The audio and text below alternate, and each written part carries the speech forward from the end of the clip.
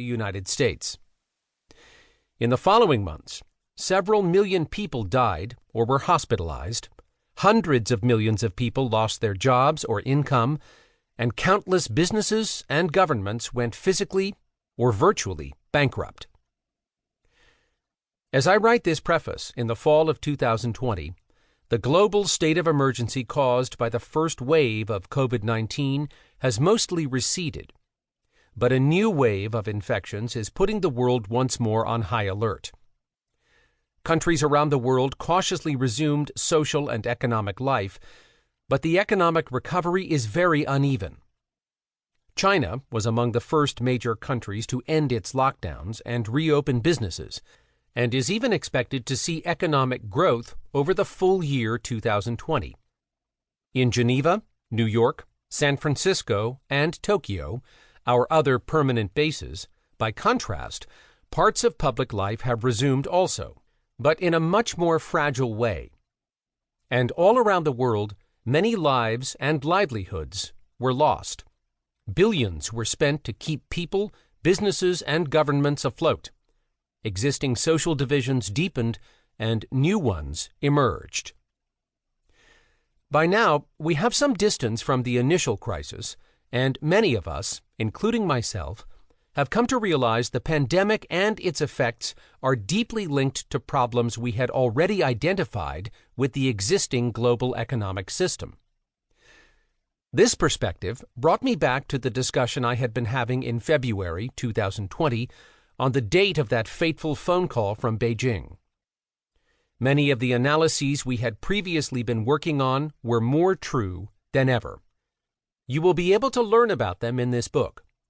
I will present in what follows my observations on rising inequality, slowing growth, sputtering productivity, unsustainable levels of debt, accelerating climate change, deepening societal problems, and the lack of global cooperation on some of the world's most pressing challenges. And as I hope you will agree, these observations are as valid after COVID-19 as they were before. However, one thing has changed in the interim period between BC and AC. There is, I notice, a greater understanding among the population, business leaders, and government that creating a better world would require working together. The idea that we need to rebuild differently post-COVID is widely shared.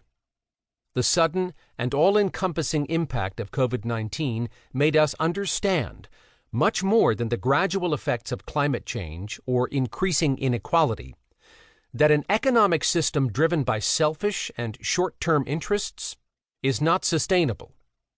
It is unbalanced, fragile, and increases the chance of societal, environmental, and public health disasters. As COVID-19 demonstrates, when disasters strike, they put an unbearable strain on public systems.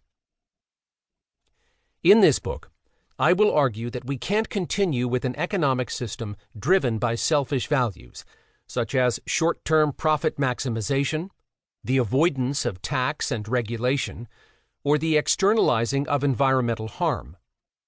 Instead, we need a society, economy, and international community that is designed to care for all people and the entire planet.